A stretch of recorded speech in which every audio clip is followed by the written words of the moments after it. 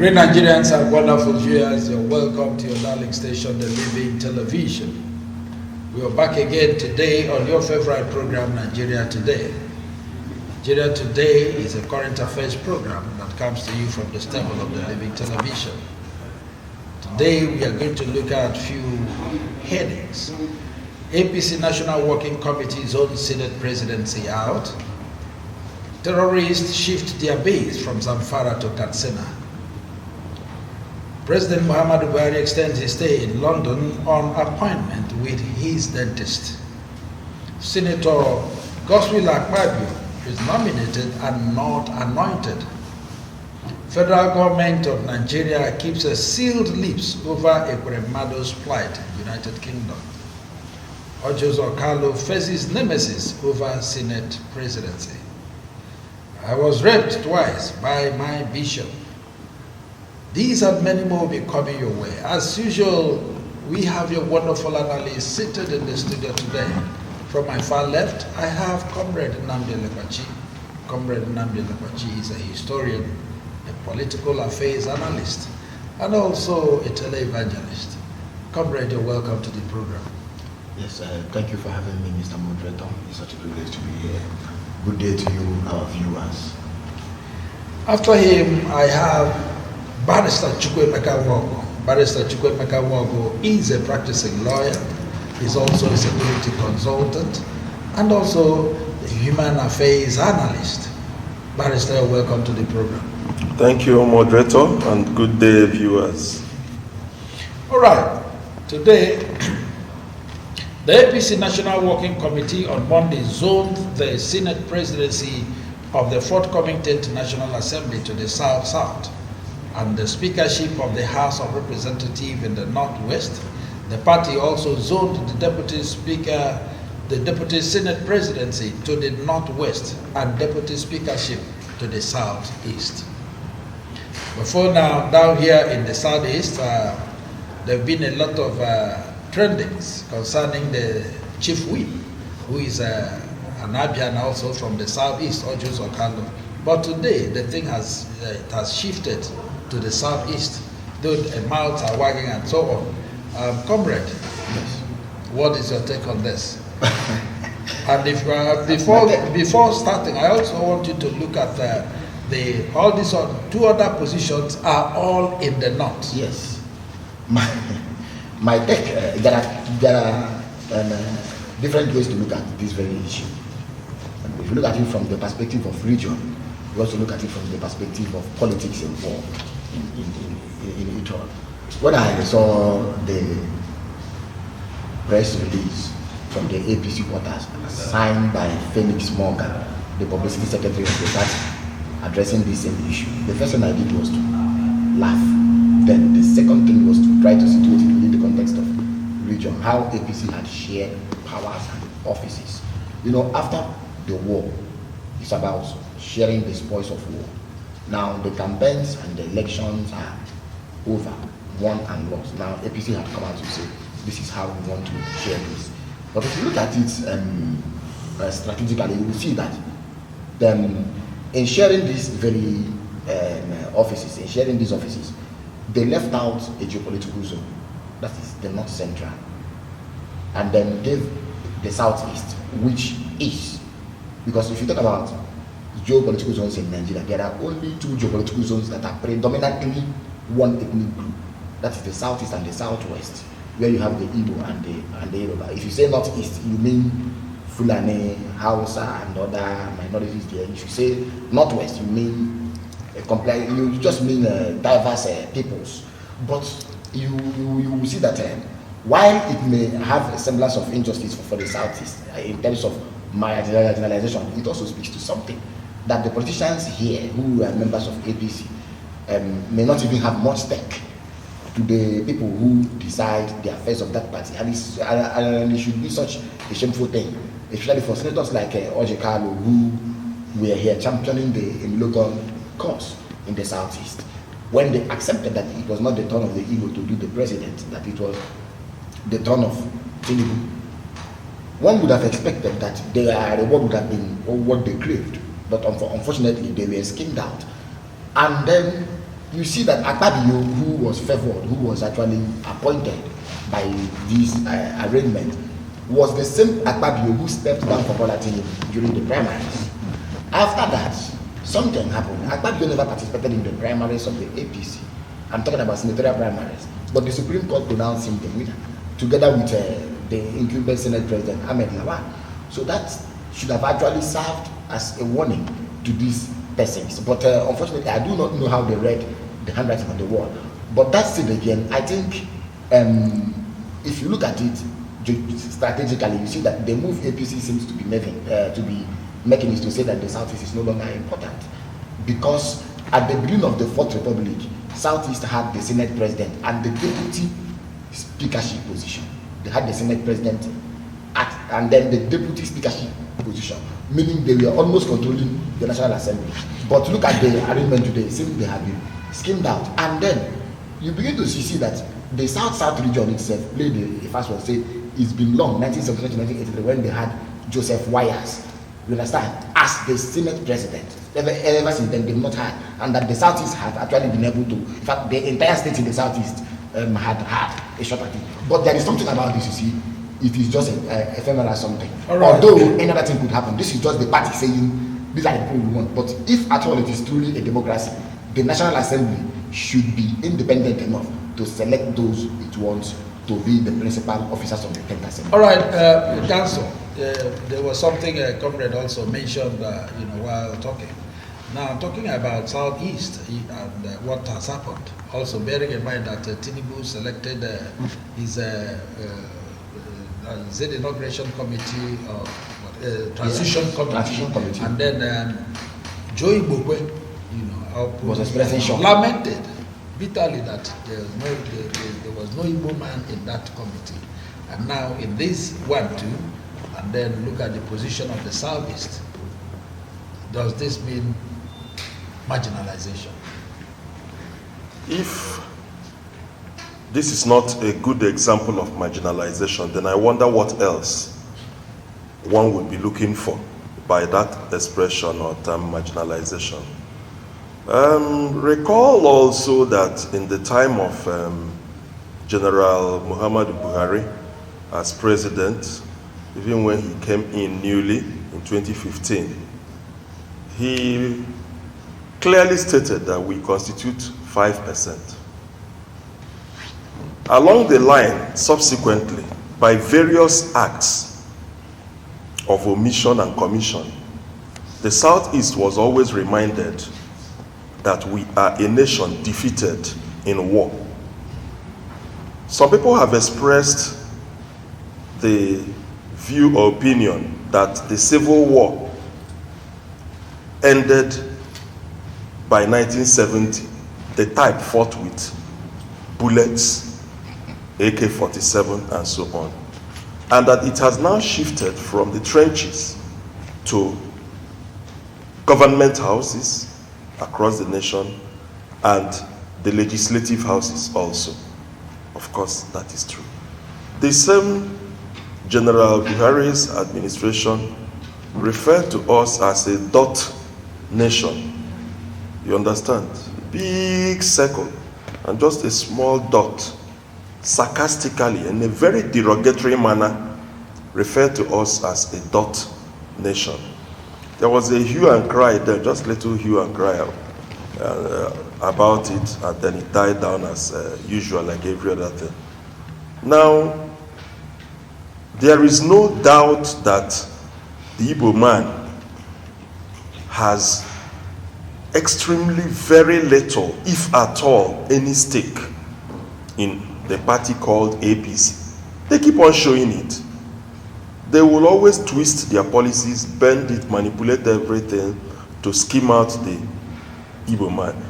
The sad aspect is that they will always get people like Ojo Zokalo and Joe Ibokwe, who are the ones now complaining because they have lost out in their permutation. Apparently, they've been schemed out. This is now the time for them to allude to the fact that the Southeast is being marginalized. Well, for them, I will say good morning.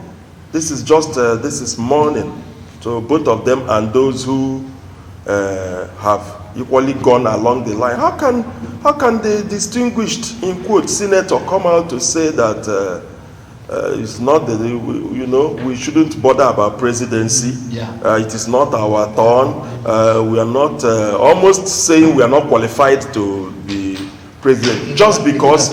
Indicated interest. Yes, just because, of course, if he knew we were not qualified, if he knew it wasn't our turn, if he knew we were not yet ripe to get it, why did he indicate interest in the first place? Yeah. Except to lay a foundation and leverage for his own negotiation, which he thought had favored him. Yeah. He went into one room with Emiloko, who visited him, and reached private understanding. Luckily for everybody, we are not privy to whatever arrangement or understanding they had at that point in time. And well, it's now not favoring him again with Emiloko, and it has gone elsewhere.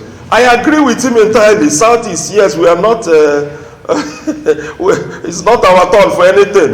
we are we overqualified to be Senate president. Yes. So let us.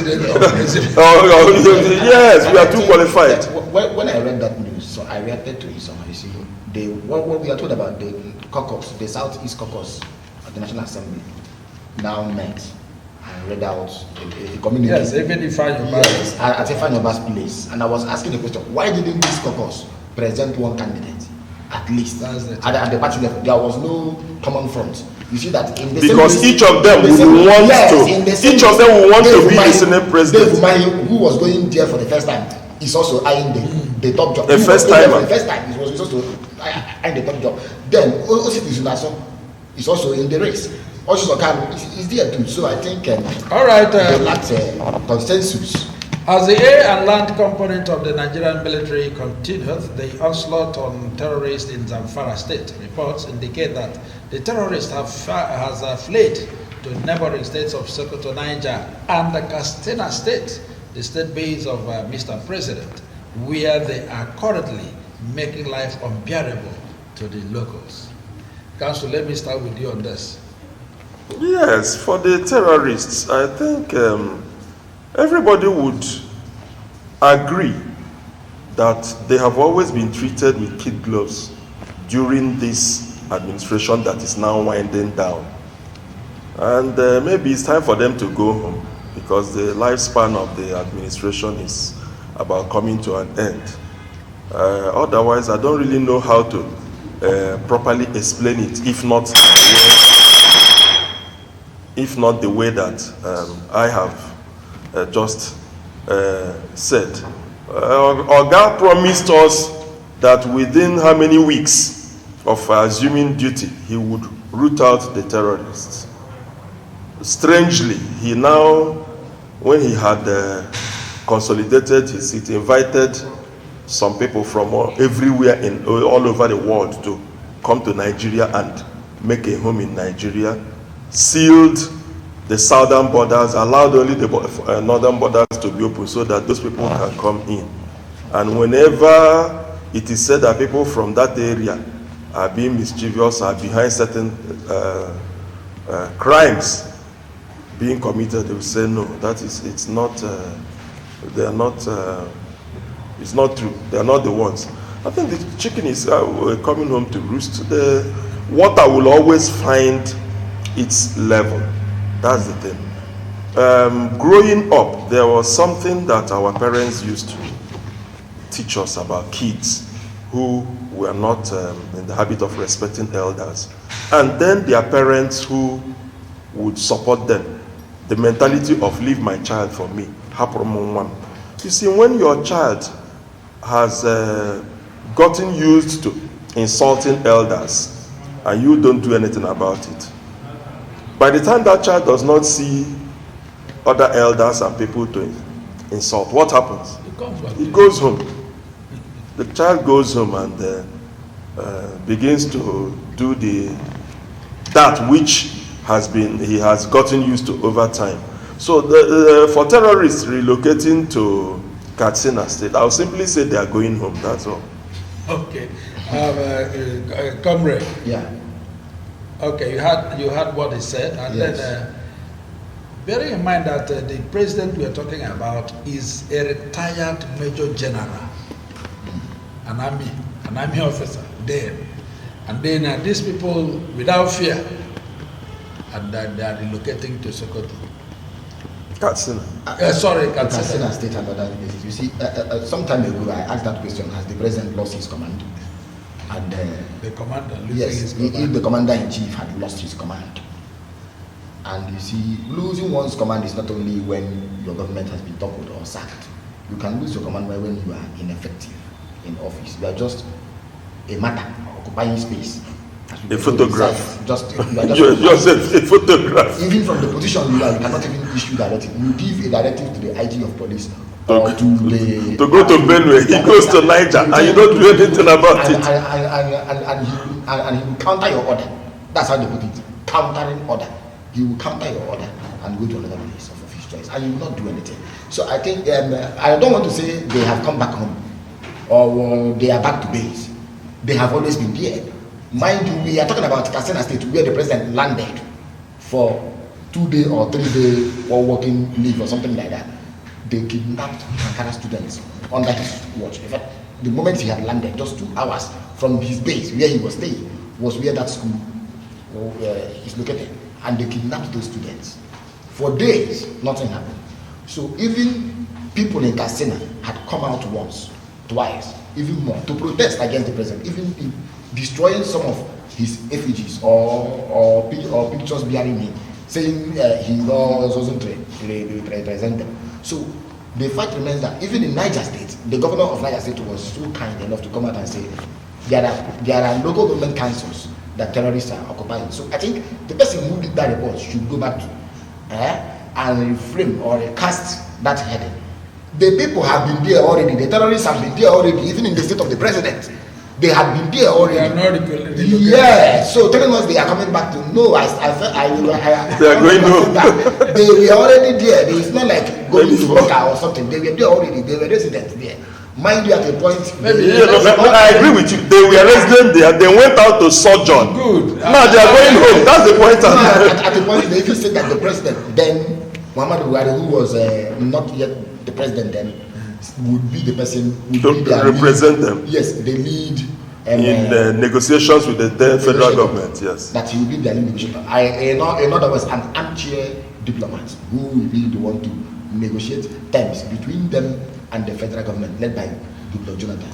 So to me, the North, no matter how we try to paint the scenario, has always been home for this. And the military, unfortunately, had been dilly-dallying. They've not been, in fact, they have not been decisive enough to take these ones out or to stamp them out. All the things you hear are just about fanfare, jamboree, and how can the military do so when they are waiting for body language directive from the commander-in-chief? Yeah. You see, APC, it's just it has turned Nigeria to the theater of the absurd, complete comedy.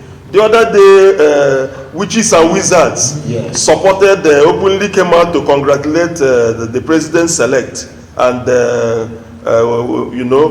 witches and wizards are now asking Nigerians to pray for him, and they are supporting him. And then the terrorists are now going home to the home of the retiring president. And I was wondering whether it will get to a point where zombies and vampires too will come out. Yes. Because don't forget that in this country, the president made a very huge mistake of appointing dead persons into his cabinet. Not one person, not 2 persons, not 3 persons, many dead persons.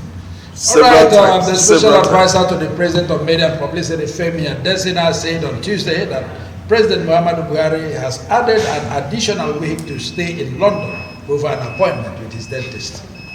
Council, let me start with you. In all honesty, Mr. Moderator, Yes. I don't know if you would permit me to laugh officially, because on behalf of Nigerians, let me laugh. In all honesty, let me laugh. I am not laughing at the sickness or ill health of Mr. President. Certainly not. I don't wish him any evil. I'm not laughing at his ill health. But I'm laughing at the fact that Nigeria produces some of the very best doctors in the world that we export to other countries, including UK. And the president of this nation, where these doctors are produced first hand, will now waste our resources. If you know what it entails to maintain a daily trip or absence of the president to a country like UK, he doesn't go alone. A contingent of all kinds of people will go to him, including personal physician. He will now go there to UK to be attended to by the doctors that he produced back home. It is a shame. It is a national disgrace that we produce doctors that all over the world they are looking for. We produce the best. We can confidently beat our chest in Nigeria and say we produce the best. If not, those countries wouldn't be looking for them, wouldn't be accepting them. Yeah. They go there, we now waste money on flight, hotel accommodation, and everything, and go there to look for them. We now pay in hard currency. Why not equip the hospitals back? That is all. Equip the hospitals back home. Ensure that these young men, whatever it is that has been attracting them to go out, that those things are now kept here for them. Make this place, interesting for them to stay back, so that we don't have to travel abroad to go and. We have a dental just behind us here, the dental hospital in Aba, and it's very good. It's very good. It's been attending to people from everywhere, all over the federation. Very good. Why wouldn't the president come here? What about Abuja? Why would Mr. President have to travel to UK to attend to toothache? That the dentists here in Aba, just behind our studio here, will attend most effectively. But even in Aba, there are tooth powders that are produced here that will leave. Yes, if we could use Agnes one man and the other one Superdent. Yeah, these are I use them. I use those products. And they are very good. I will recommend them to Mr. President. If only he would appreciate local content and encourage them. Indigenous, we have what it takes here. That's the point I'm making. All right, comrade. Yeah. It's not just about being in London. He has to extend his stay. He stayed in London, yes. The first time the president ever left the shores of this country for medical tourism was for ear. Yes, the first time he left the shores of this country to seek medical consultation abroad was ear problem. The people were asking questions and concerns were being raised. Is the president hard of hearing? Is the president hard of hearing? What is the problem he's having that we can't sit here locally? And people said no, he had foreign doctor. And this is the president who was attacking President Omar Musa Yar'Adua when he was sick. He said, in fact, unpatriotic things. I'm not even saying unpatriotic, I'm saying unpatriotic things to that man. Because the man was sick and was flown to Saudi Arabia and came back in the midst of darkness at the airport. He said a lot of things and owned the space. People were like, oh, this man is transparent, he is rigid. Today, I say the first medical reason that took him outside the shores of this country was here. Perhaps the last would be, are we talking of now? I think toothache that Agnes one more powder can cure or Superdent. Now it tells you, this is not even funny. It tells you that these people have no regard for the Nigerian medical system. a problem as little as, because I know we are not talking about major issue. Now see, if you are to categorize healthcare provision or provisioning of healthcare, this is not even tertiary health issue that requires maybe kidney transplant, organ transplant, or any major surgery. We are talking about something that has to do with maybe toothache. Yes, and that the president is outside the shot of the country. That they can treat in the dental clinic behind the studio here. See, we are not here to make mockery or to ridicule the president. He's our president. But ours should be to provide the direction. And you see, it is such a funny thing that during the COVID-19, doctors were threatening to go on strike, just like they have threatened last week. They've given 2 weeks notice. What were they saying? They said they were not even asking for their money, their salaries that have not been paid, but they were asking for hazard allowance. I worked that moment. Hazard allowance. In the face of the COVID, somebody would go out there to treat patients, yet will be the one to. They said they were buying their own medical gears. Now something happened. When people broke into the warehouses, we now saw that the gears were there. Indomie, bags of rice, food, everything you just name it. What have you and what have you not? They were not there. All right. It's unfortunate. All right, Barrister, let me come back to you again, the special advisor to Mr. Senator Ali Ndume of Borno State, said that Godswill Akpabio's nomination by APC National Working Committee for the Senate presidency of the National Assembly does not simply mean that he has been anointed. Yeah. That he has been nominated by the APC. But that is correct. Is not all. That is correct. He is very correct. That is simply the truth. We will see the last of it on the day of the constitution of the. That should be the 10th assembly. Yes, 10th assembly, and then if they now that day take him up, because we've also witnessed a situation where that was under President Goodluck Jonathan. Somebody was nominated, even adopted, but on the day of the inauguration, the House of Reps went a different way entirely. So again, this is politics. It is not over until it is over.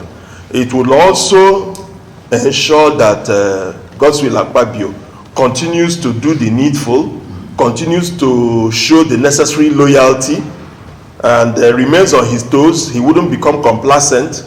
He will continue to work hard, and it will also douse tension on the part of some others who might want to be fomenting trouble against it. That look, we have not yet decided. That's what you tell people in politics. We haven't yet decided. Until the last minute, they would now see the thing. Whatever plans and arrangements they would have made in a stronger manner to truncate whatever move is being made, they will go home to relax, and then at the last minute they will hear it. So it's politics. It's normal. All right, comrade. Yes. We also know that the South Easterners in the National Assembly although had a meeting also, and also they were not happy that this thing is zoned to the south. You see, I have always said there is no place in APC constitution that is a provision for zoning. Zoning is a PDP thing, but there is an irony to all this. You see, the same Southeast Legislative Caucus, whose communique I read, could not even provide one person to project to say this is the person we are supporting. We had about 3 or 4 persons from the Southeast who were interested in the Senate. But one funny thing is that yes, it is not final. This is just a way of Bola Ahmed Tinubu and the National Working Committee (NWC) of the APC saying these are the persons we want. Please hear ye them. But the National Assembly, it must be understood, is an equal, in fact, a co-equal arm of government, different from the executive, that may even decide its own business and its own affair. It happened, apart from the it happened during the time of Saraki. The president and the presidency had wanted Lawan and the Bajabiamela. But the people, the PDP played the role. And mind you also that we are having a house, or we are having a 10 chamber where you have more opposition than the ruling party. So the ball now is left in the ball of the opposition and the angry voices. When I say the angry voices, I am referring to the Southeast and the Middle Belt. You see, in the whole permutation, in the whole arrangement, entire North Central was not fielded in anywhere. You have 6 plum positions in this country, the president and vice, the senate and the senate president, then the speaker and the deputy speaker of the house, or the president anyway. So these are the ones that may be the deciders, or that may play the joker. All right, shortly before we go on break, council, now the Labour Party senators-elect and also that of the PDP, they've also come out to say they don't agree with the zoning. Yeah. Now, since it is obvious that the president-elect must have a hand. President-elect? The president-elect. Oh, okay. Bola Ahmed Tinubu must have a hand on who becomes. If Tinubu has endorsed Akpabio, what happens? Let me start by correcting you, sir, Mr. Moderator. The president-elect must not. Must not. Must not. You said he must. No, yeah. That is not. It's not even. It is merely a wish he expresses informally. Yeah. Informally, that look, I'll prefer so and so person. It will make things easier if you give me this person to work with. I'm used to him. We can rapport better than to give me somebody that I will now start learning and who will start learning me. So that is it. Once that position is corrected, that he must not, then other things will begin to play out. Comrade captured it very well. If the opposition can get their acts together and ascribe to their own strength, the strength of the angry, he referred to them as angry voices in APC, yes, they will become the majority. That's the thing. And you will now witness a situation where somebody from the perceived minority will now be the Senate president, will be the speaker of the House of Reps. So you are saying at the floor of the House, if whoever that is where it is going to play out. That is how we have a president. And you have to teach Nigerians. For now, there is no principal officer for the 10th Assembly. Yes. The day of inauguration, it requires the clerk announcing that the president is present, because the constitution is clear. The president will inaugurate them. After which his business finishes, he will leave. He will leave. He will go out. He will go out. They will not finish themselves. The main scheme will now begin. The main politics will begin. All right, wonderful viewers, we're going to go on a very short break. I'm glad you've been there watching Living Television, your program, Nigeria Today. We are going to go on a very short break, and when we come back, Nigeria Today continues. Don't go away. Keep watching.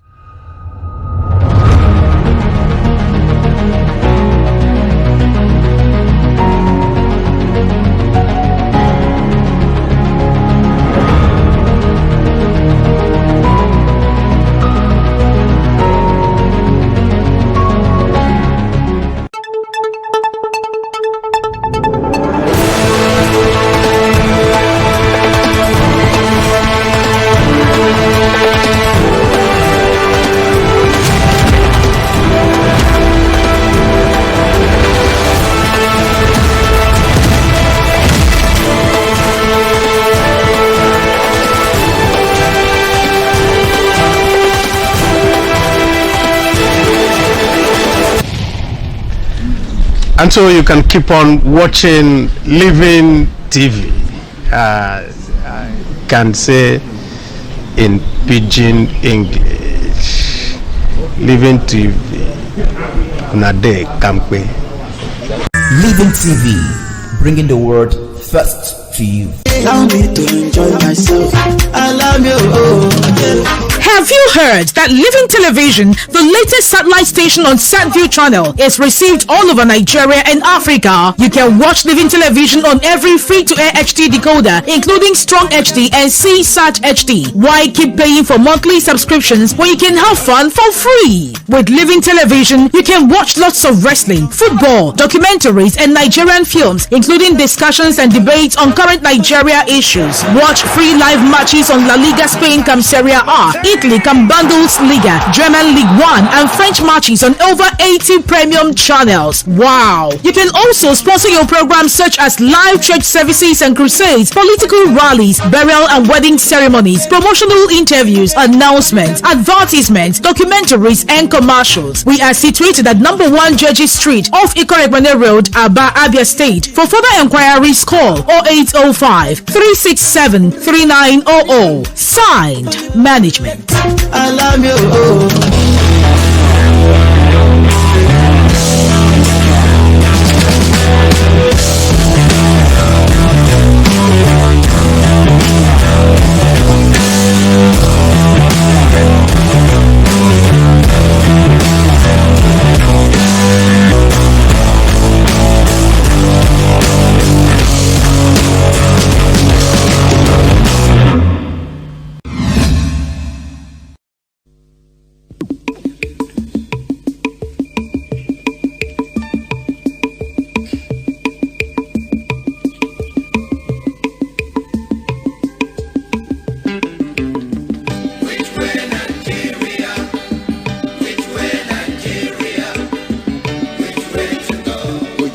to go? I love my fatherland. Oh yeah. I want to know. Yes, I want to know which way Nigeria is heading to. Which way Nigeria? Which way Nigeria? Which way to go? Which way to go? I love my fatherland. Oh yeah. I want to know. I want to know.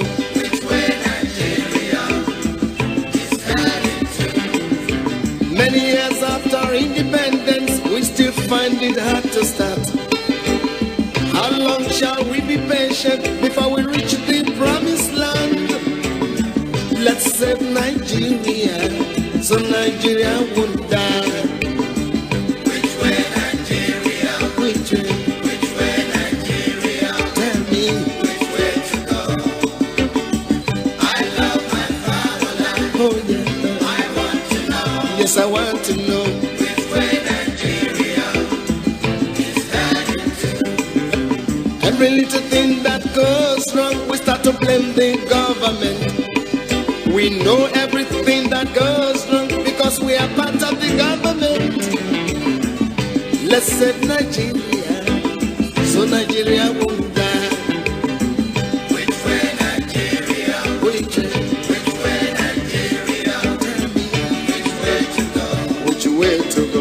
I love my fatherland. Oh yeah. I want to know. Wonderful viewers, great Nigerians. I'm glad you're still there watching your darling station, the Living Television. Still on your favorite program, Nigeria Today. Moving ahead, days after a former Deputy Senate President Ike Bremado was jailed in the United Kingdom, the federal government of Nigeria has kept sealed lips. The federal government also maintained the same stand all through the time of trial. Council, the federal government, this is a serving senator who had this problem. And as we speak, the federal government had not said anything concerning, even after the jail, during the trial, and even when it was jailed. So what do we see that as? This is a continuation of the hypocrisy that we had alluded to earlier on in this program. The discriminatory treatment given to Southeast over virtually everything, and I stand to be contradicted. Be it employment, recruitment, appointment, name it. Even ordinary transition committee of the president-elect. Even his men who undermined our unity here in the Southeast could not even make the list. That is bias aforethought being played out again. So in the case of Ike Ekweremadu, it is the same thing. You see, I tell people, in international law, you proceed on the premise of the doctrine of reciprocity. That is the basic foundation on which a lot of things are done in international law. You treat me the way I treat you. And then I expect that whatever treatment you expect from me, you should also be prepared to accord me that. We have several of them, Britons, facing trial in Nigeria over different things. They will be arrested, and it would, the cases go to federal high court. Some of these allegations and cases, it will just be treated like this. And we understand, because the home countries of those individuals will mount the necessary diplomatic pressure. It is sad that in the case of, let's make a point and get it clear, I am in no wise supporting crime. I need to make this point. I am not supporting whatever it is that Ike Ekweremadu is accused of having committed. The fact that he has risen to that level is not an excuse either. However, there are, in Igbo language we say, for those who don't understand Igbo, look for your Igbo friends. They would, I'm sure they will be able to explain to you. So when you see certain things, you can now begin to treat it with certain measure. I am confident that if a member of the British Parliament was involved in anything, no matter how small or big, in Nigeria, they would not have allowed it to have gotten to this stage. They would have mounted whatever pressure necessary. Maybe take the guy home and deal with him there, because this is a crime committed across international borders. Trafficking and so on, there are crimes whether in UK or in Nigeria. I also agree that the specific legislation under which he was charged, this is the first time they are carrying out yes. But must they use a Nigerian? Must it be a Nigerian that will be used? And the law. It's really, and what we are looking at is the failure of the Nigerian government. Somebody like Abike Dabiri will not come out to say anything. I am sure that if Senator Ike Ekweremadu had been from somewhere in the north, if he had even been probably a member of the House of Assembly of a state in the north, somehow that diplomatic shuttle would have taken place, and the British government would have been told to look, leave him to us, let us go home and treat this matter.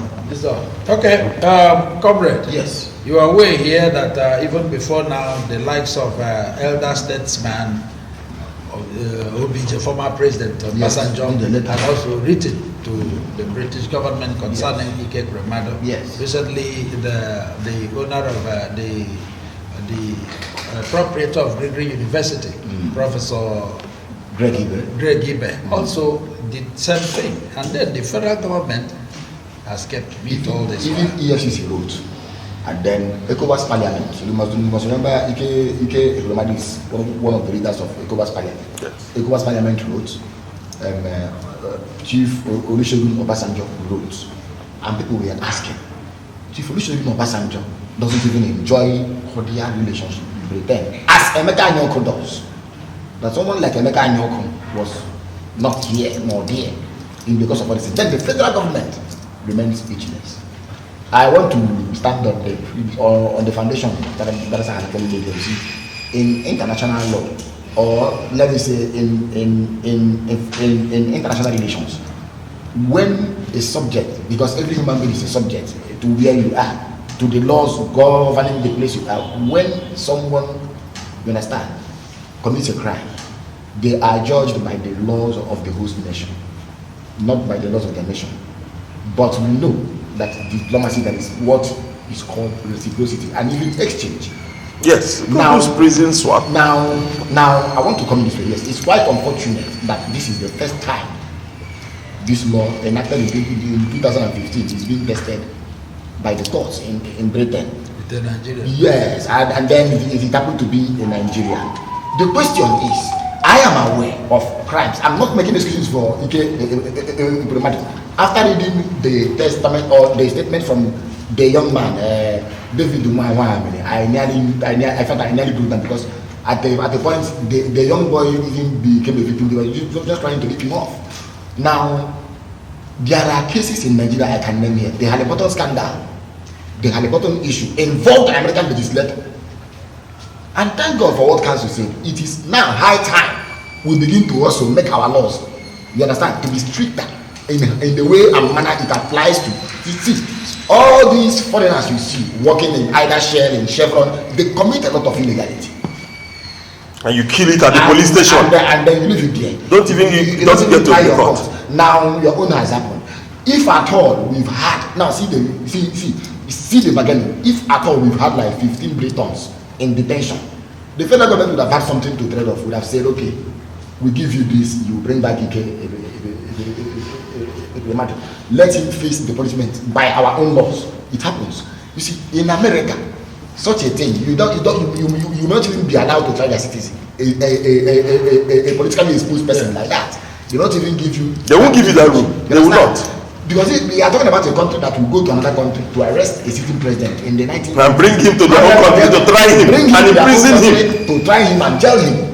So Nigeria should begin to learn and understand diplomacy. This is not me making a case for organ trafficking.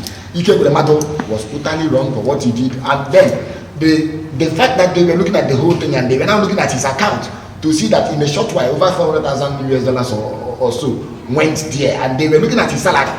You see how they try to weigh us. You see how these people try to look at us, but we look at them that way.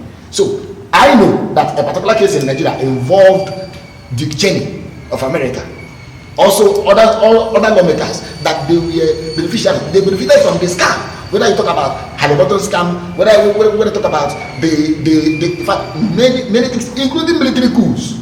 All right. You don't get to try and hear. All right. This is likened to the former national anthem that you guys recited here. Though tribe and tongue may differ. But in brotherhood we stand. But is it still working in Nigeria today? Because we have jettisoned, yes, we've thrown away that anthem that had meaning. The federal government has told you where its own interest is. Good thing, the federal government did not also intervene. But I'm aware too that there is a case against someone like Bola Ahmed Tinubu over drug issue or whatever. I am also seeing how the federal government will react. It's okay. A group known as the Southeast Fact Check has celebrated the non-nomination of former Governor Joseph Okalo of Abia State, as a consensus candidate for the Senate President. The group spoke in Umuahia and alleged that Senator Okalo was not in support of Nigeria President of Igbo extraction and never saw any possibility of that project, and therefore did not deserve the support of their group and that of the Igbo nation in general. This is a group in Umuahia Council, the Southeast Fact Check. They said what is happening to Ojos Okalo, that they are happy with it. Well, I would agree with them. I said that whatever is happening to Ojos Okalo is self-inflicted. When a young man enters his father's compound, in those days our grandfathers were polygamists. They used to have several wives. Then one of his children would enter the compound and say, "My father's wives are idiots." Yeah. His mother is one of his father's wives. Therefore, his mother is an idiot. And an idiot can only beget an idiot. It is a proverb. I'm not the one that said it. It is the elders.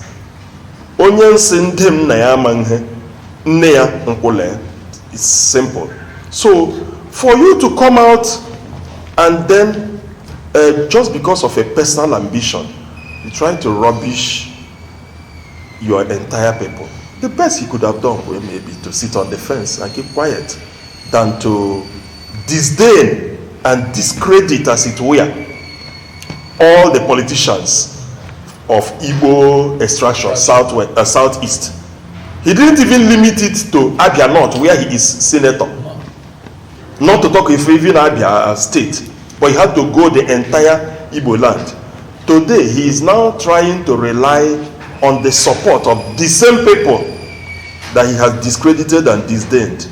There is something called karma. People use different expressions for it. Retributive justice, what you sow you reap, and so on and so forth. Yes, nemesis and so on. Well, so the group, their view might not be wrong. I think they are right. Okay, comrade. Yes. Considering this is no more personal, we are talking about Southeast now. Yes. And we've also seen the president is from the southwest, the vice president north, and the Senate presidency has been zoned to the south. Yeah. And then what the Southeast is left with nothing. We're a dot nation. I think. Don't you think people should shave their shirt and support Ojos Okalo? The consolatory position of deputy speaker, deputy speakership, or the deputy speaker was given to Benjamin Kanu from Abia State, deputy speaker. But that was a position the Southeast had in 1999, held by Honorable Chubudum Muji. Am I correct? Yes. In addition to the Senate president. Now, These people. Was it Abia or Rivers? Chubudon was Rivers. Oh, okay, Rivers. Yes. Okay.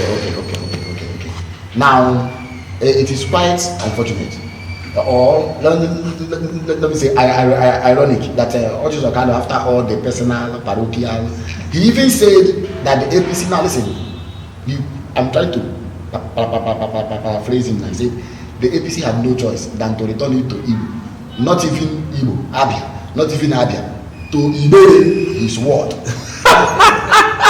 He said he should return to his word, and that it was the wisest thing to do. Now the same person who told us then that there was nothing wrong with the Muslim ticket now said if APC allows the National Assembly to be led by a non-Christian, that would amount to marginalization. To me, sometimes I say there are ways to go about these things. Nobody hates anybody. I'm not against Ojo Okano. What I'm saying is that sometimes you feel like you have their ears to tell them, please, you have to be careful, because the thing he's doing now, I don't know his popularity in 2028 or 2020. Am I correct? 2027 or so. We don't know his popularity, because you are doing this thing, you have to consider your future. Now, see, the group has come out to distance themselves.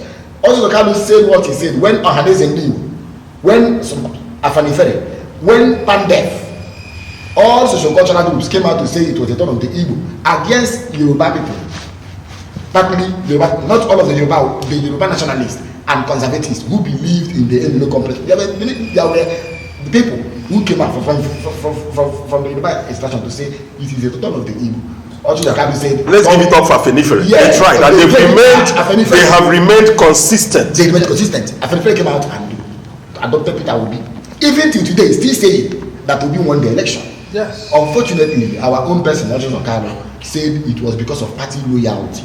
I think if he loses this one too, he should be loyal to the party too, because he said it was party loyalty that made him to support, to go against it. And this is a man. See, sometimes I feel I can have this conversation with Ojo Okano and remind him where he was in 2007.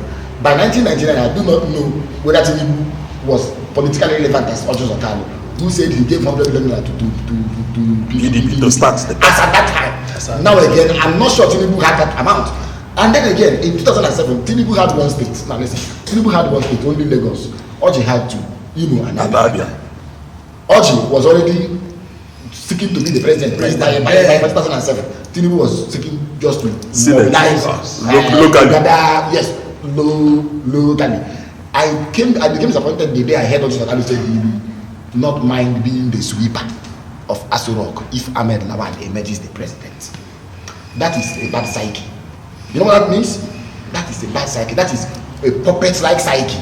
That he will be the sweeper of Aso Rock. A whole lot of Okano. The Miri is saying that he will be this. Attempted president as far back as 2007. Comes out. Yes, who had aspired to be the president, who was on the same ballot with Ojukwu, Atiku Abubakar, Yar'Adua, and the rest of them. He said again, the same man said again that if Tinubu comes out, he will come out. That Tinubu belonged to the same class of God of 1999. That he will match him money for money. He said it on Channels TV. Tinubu came out and the party said, he said, supremacy. Unfortunately today, I was watching the countenance of his face. I don't know, I wouldn't know whether to pity him or to even go the way of his people saying. Okay, before we take the last, before we go, Council, looking at if we are talking about the Southeast, I'm not sure, I don't know if you had Oba talking about Southeast and the Senate presidency, and also a brother in Ebonyi State, Omai, moving that far to support the South person when the Igbos, if it's actually meant for Southeast, are supposed to come together. Is this selfishness or what? You see, this thing called party loyalty, when it is flavored by another equally dangerous thing you call interest, anything can happen. Party loyalty plus interest, and it can produce anything. It can make a lot of people to sell their mothers. That is why, if you look at Umahi, he gave the impression of somebody who had earlier on been promised the presidency when everybody thought it was going to be the turn of the Igbos from Southeast. All of a sudden, he withdrew from the race of presidency and now started angling for this one, which he is still angling for. As it were, the party... And he said Tinubu talked to him. Yes, the party has taken a decision which is not favoring him. And smartly, he has also queued into the new position of the party. I wouldn't say beyond that. Okay. A 23-year-old student of Adekunle Ajasi University, Akomba Akoko in Akure, Ondo State, name withheld, on Tuesday, narrated to an Ikeja Special Offences and Domestic Violence Court how she was allegedly raped by the founder of her church, the Bishop Oluwafeyi Robo Daniels of Rain Christian Church. Why I really want us to look at this rape issue has been so much, especially as it concerns clergymen, pastors, and so on. I know they are equally men and so on. But this is a bishop of a church, and this girl is just as it happened and the thing. But the many questions people are asking, why didn't she report this immediately when it happened? They're waiting for almost a year and to talk about it. Let me start with you, comrade. I think those who are wanting her to report immediately, I think council will lend more credence to it. It's not always easy for rape victims, you understand, to open up immediately. They live with the experience. Sometimes they bottle up, they are bitter, they are suicidal, they go through a lot of wreck, trauma. A family member of mine said something, and I'm here saying it on camera. A family member of mine told me something. A particular way he was responding to an elderly person who is living outside the family. I was asking her, why are you treating this person? Do you know this person is an elderly person?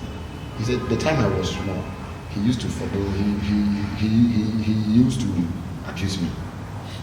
Now I'm bitter towards him. You see, such a man could be sleeping, and all of a sudden, this person will actually stab him. Now, that goes along with it, because we've not provided the platform or the outlet to ventilate issues of rape, domestic violence, that they have to do with marriages and even relationships. It keeps getting worse. Now, it is to be understood that the so-called GOs, whether they call them daddy GO or daddy or papa or whatever, they are humans and they have proclivity, including those under celibacy. And I mean here to include the Catholics. I'm a Catholic anyway, whether by association or by confession. Now, the whole thing is that sometimes these things happen, they are not reported because of the position of the people.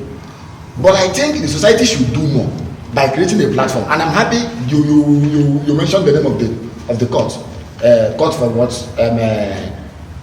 Special offences and domestic violence. I think other states should begin to incorporate such things, to have such laws that create such alternative dispute resolution mechanisms. Okay, because the issue of rape, as we speak, it is happening to minors.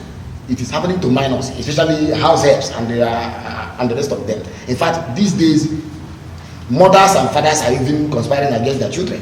So, okay, Council, just briefly, because our time is fast spent. Unfortunately, it's not a matter that I can treat briefly. I will try, yes, because that is one side of the story. Yes. As a defense counsel trained in this particular field, I am also aware of several cases where people have been framed up. Yeah. So the presumption of innocence, and it is a constitutional presumption, inures in favor of the man being accused. It is sad that his identity has been divulged, whereas that of the lady of the victim. Yes. No, not of the victim, of the lady in question, the alleged victim, has not been divulged. It is being protected. At the end of the day, what happens if he is found innocent? We've seen similar cases where at the end of the day, it turned out that the man was actually being framed up. He was being accused wrongly. The only thing the court will do is to acquit him and say, okay, you go, you are innocent. The damage has already taken place. So nothing happens to the lady. It is something that we need to balance with delicacy. We need to really be very careful about it. let's not jump to conclusion. Okay. Why not at the same time acquitting the man? Okay. The court must now do its job, and it's going to be based on evidence. The girl, from the report I read, according to her, she was raped twice. Twice, yes. So why would lightning strike twice in the same place? It is, yes. And it was in the man's house. And assistant pastor to that same church. Yes, and she's an adult. Yes. Yes. So how did the rape? She wasn't a minor that the thing would take place and then she wouldn't talk. It happened in the man's house. What did she go to do there? And why would it happen twice? You an assistant pastor. Report. So these are the things that when you go into trial ordinarily, you now begin to subject them to litmus test. All right, wonderful viewers, this is the much you are going to take for today, and thank you for being there. Remember, even after now, our programs will also keep running. Keep watching Living TV. From my far left is Comrade Nnamdi Lekwachi. Comrade, it's my pleasure to have you in the studio today. The greater part of the pleasure is also mine. Thank you for having me. Thank you, viewers. And Barrister Chukwemeka Wogo, we're very pleased to have you in the studio today. Thank you, moderator, and thank you, viewers, for being there for us. And Bye this is for now. Committe, Chinedum Adiele signing off. Keep watching Living TV. Our programs will be coming even after now. Remember also that on Tuesday, issues of the moment will still come your way. Friday and Tuesday.